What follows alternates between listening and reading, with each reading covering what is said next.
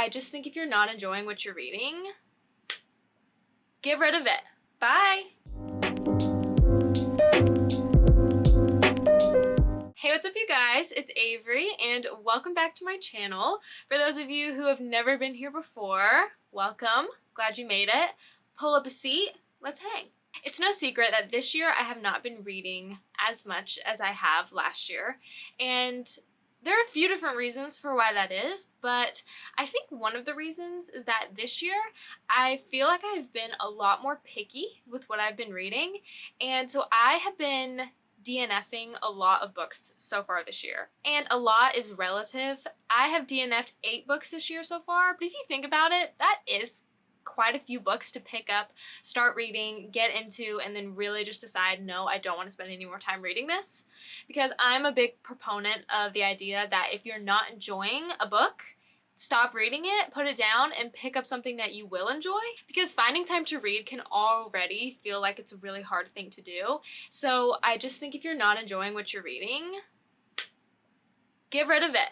Bye! If you are new-ish to the book community, DNF stands for did not finish. So today I'm going to talk about the 8 books that I have DNF'd, just because I think it's interesting because some of them are pretty popular, and I think it's kind of, I don't know, maybe I'll just make some of you mad in the comments, and maybe you can let me know that I should have just continued to read and it would have gotten better, but I stand by my choices. But before we get into the video, you might be watching this video and thinking, wow, Avery, what beautiful jewelry you're wearing.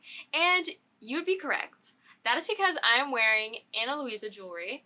I have worked with Ana Luisa on my channel in the past. If you're a viewer, then you know that. They are such a great jewelry company. So the necklaces that I'm currently wearing right now are both Ana Luisa. These are honestly, and I'm not just saying this to say this, the only 2 necklaces that I ever really wear in my life. The first piece that I've ever gotten from Ana Luisa was this necklace, and it's the hand necklace, which is still available on their website.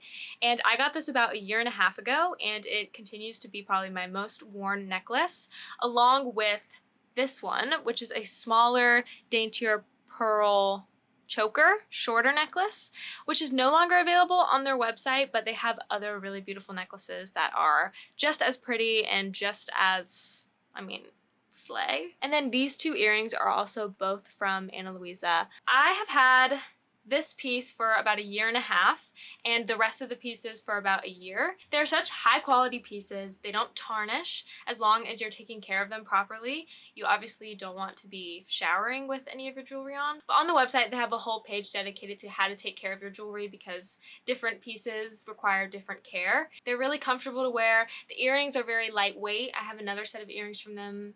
I have a few sets of earrings from them that I love, and they're all very lightweight, which is big for me. Plus, they are now offering a 2-year warranty for their jewelry. So if you want to shop any Ana Luisa, then definitely check them out. The link will be in my description, and you can use my code AVERY20 to get 20% off of your purchase. Okay, so let's jump into talking about the books that I DNF'd. So the first book that I DNF'd this year was The Paris Architect by Charles Belfour. This book follows a man living in Paris during World War II, during the Nazi occupation, and he gets hired by a really wealthy Jewish businessman to build into this apartment somewhere that he can hide somebody who's really important to him. And I really like the idea behind this book. That's why I picked it up. I'm a big fan of World War II historical fiction. I just thought that this was like a really cool idea, but it just wasn't written very well. It just felt like, I don't know, and the main character, I wasn't really a big fan of him. He's married, but he like has this mistress. I don't know like why we're supposed to like him. He doesn't really seem to want to help. The only reason he is agreeing to do this is so that he can get money and he can like gain something from it. So he's not even really doing it out of the goodness of his heart. And maybe if I continued reading the book, he would have eventually gotten to be that way. But I got like a good few chapters into the book and it was just like, I don't like this main character, so why am I reading about him? And the writing just wasn't the best writing that I've ever read. It definitely felt like it was a little like juvenile feeling for a World War II historical fiction. So I was really disappointed by this because it seemed like something that I would really love because I just love historical fiction based around the Holocaust and World War II. But this just did not hit the nail on the head. And so I stopped reading it a few chapters in because it was just, I mean, I don't even know how far I got in. I got a good ways in and I was just like, no thanks. The next book that I DNF'd this year was The Gilded Wolves by Roshani Chokshi. This, like, the only way I can describe this book is basically being a low budget Six of Crows. So that's pretty much the reason why I stopped reading it. It felt like I was literally just rereading Six of Crows. It's about these kids who live in this kind of like magical world. And there's one main guy who's maybe like 17 or 18 and he owns this hotel and he is kind of mischievous and he has this group of people who all are like teenagers as well who like work with him. There's a girl in the group who like obviously is giving Inej to his Kaz, and it was literally just like Six of Crows, but some things were changed and I was just not into it because I felt like it was such a ripoff. And it's not that obviously tropes don't exist for a reason, but this literally felt like it was the same type of vibe, just reimagined with a different type of magic system. So I got a few chapters into this one and was also just like not sucked in. And I think if I'd really been sucked into it, then I wouldn't be mad that it was like Six of Crows, but I think it was just that it wasn't interesting enough to keep my attention. Okay, so the next book that I DNF'd this year was Under the Whispering Door by TJ Klune. And this one was actually really disappointing for me because I'm a big fan of The House in the Cerulean Sea by TJ Klune. Like, that's one of my favorite books of all time. I was obsessed with that book. And so I just assumed that the next thing that I read by him I would really like. But I just did not get into this book at all. So it follows a man who has just died, and he kind of was like a bad person in his life, and he dies and he ends up in this place. It's like this house in the middle of the woods, and there's this caretaker guy who's there to like help him transition to the afterlife. But I probably got like 100 pages into the book and nothing had happened. Like, nothing of substance had happened.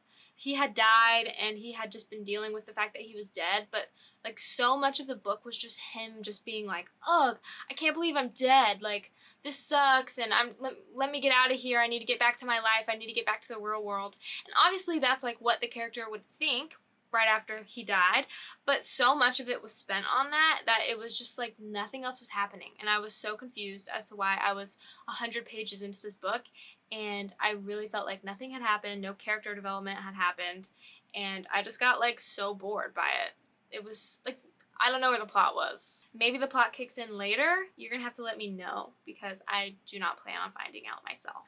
Okay, so the next book is another really popular book that I've seen all over the internet, and so I also had like high expectations. Not even high expectations, I think I just thought that it was going to be really good. And it is This Is How You Lose the Time War by Amal El Motar and Max Gladstone. I knew that it was science fiction, but I am not like this level of science fiction. I got also maybe like a third of the way through this book and was so uninterested. I had no interest in the characters or what they were doing. But it follows two operatives in this science fiction world where they're on two sides of this war that involves time travel. And each chapter is from a different one of their perspectives, and it's in this whole new, like, it's like time travel, but it also feels like it's like the multiverse, like there are different types of universes, and it's basically about the two of them like trying to find each other and missing each other in all these worlds, but they're enemies. So they leave these like funny notes for each other, or they do things to mess with each other. And you're supposed to believe that they're falling in love, but it doesn't make any sense because they don't actually meet up with each other. They're just always missing each other. I didn't understand why everyone was so obsessed with this book. I think I was definitely just not into like the science fiction element of it. I mean, and I'm not anti-science fiction, but it was so weird to the point that I was just like, what's going on? And I feel like it's an unpopular opinion because I know a lot of people really like this book, but I was just not feeling it. Okay, so the next book is kind of an interesting case because I didn't not finish it because I wasn't interested in it, but I feel like I gleaned everything that I needed to from like the first 25% of it. And so then I just kind of was like, okay, I think I'm good. And that is Attached, The New Science of Adult Attachment and How It Can Help You Find and Keep Love by Amir Levine and Rachel S.F. Heller. So I think most people have heard of like the different types of attachment styles that come with relationships. There's secure attachment, anxious attachment, and avoidant attachment. And I already feel like I knew what my type of attachment style is. It's anxious attachment style because I'm kind of an anxious person in general. And so it was really interesting to read like the first maybe 25% of this to learn about each of the attachment styles. I felt like I learned about myself and I learned about the other two kinds, but I didn't really feel like I needed to read the entire book because it felt like it got a little repetitive.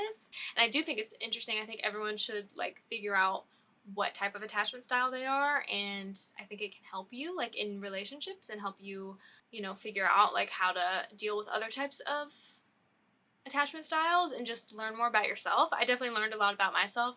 I was like, okay, cool, now I'm done. So the next two I talked about in a recent video where I tried to read 7 books in 7 days, but both of these I did not finish. I picked them up because they were really small because I was trying to read short books for this challenge. Just because it's small doesn't mean that it'll grab your interest or keep you wanting to read.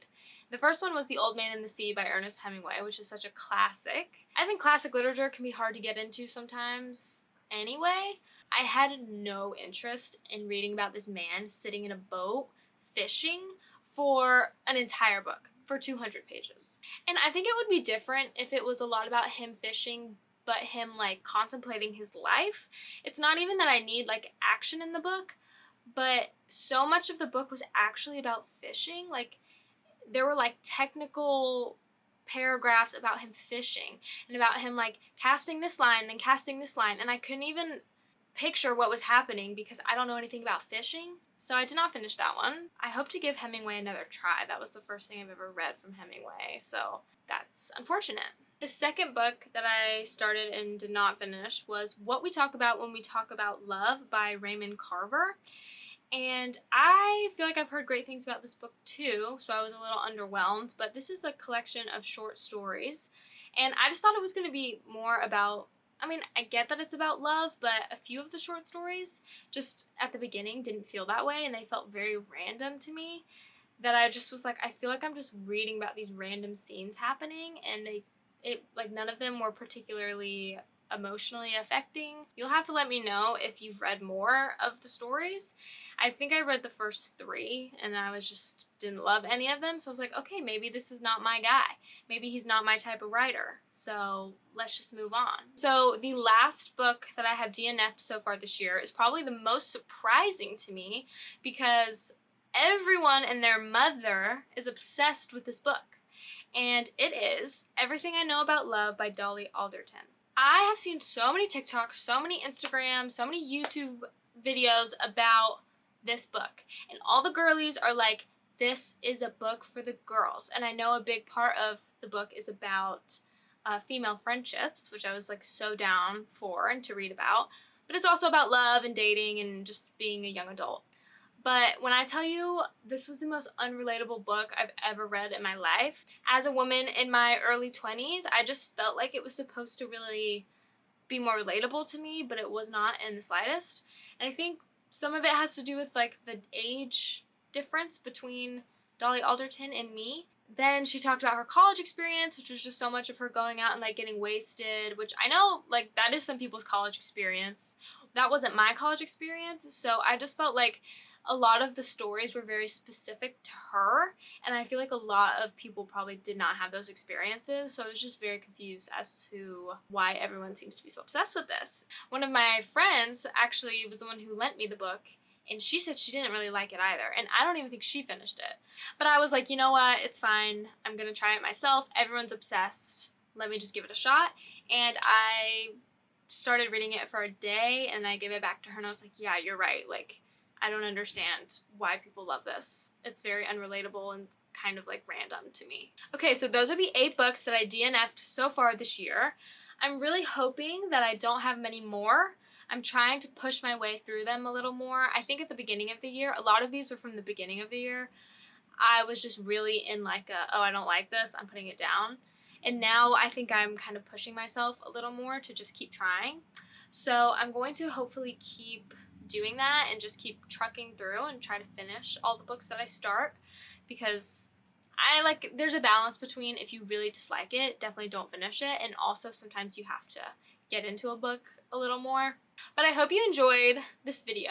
Let me know if you've read any of the books that I talked about and if I need to give them another shot, or if you agreed with me. Also, let me know any books that you have DNF'd this year and you just do not understand the hype behind. Also, don't forget to check out Ana Luisa. The link is in the description and you can just click on that link and peruse the site, as well as use my code Avery20 to get 20% off of your order. We love a discount. I love a discount, so I hope that you love a discount too. Another new update of mine is that I finally bit the bullet and got on TikTok. So you can follow me on TikTok. I will leave a link in the description as well, but it's just a very avid reader, like my channel name. I am trying to engage with the girlies and the boys on Book Talk because I think Book Talk's really fun. It's fun to do short form videos. Obviously I love doing my long YouTube videos, but it's kind of fun to do these shorter videos as well. So follow me on TikTok if you want to just talk around together. You can also follow me on Instagram, which is linked down below as well. Thank you for watching this video. If you enjoyed, please give it a thumbs up and subscribe if you want to see more videos from me in the future. Thanks again for watching, and I will see you in my next video. Peace!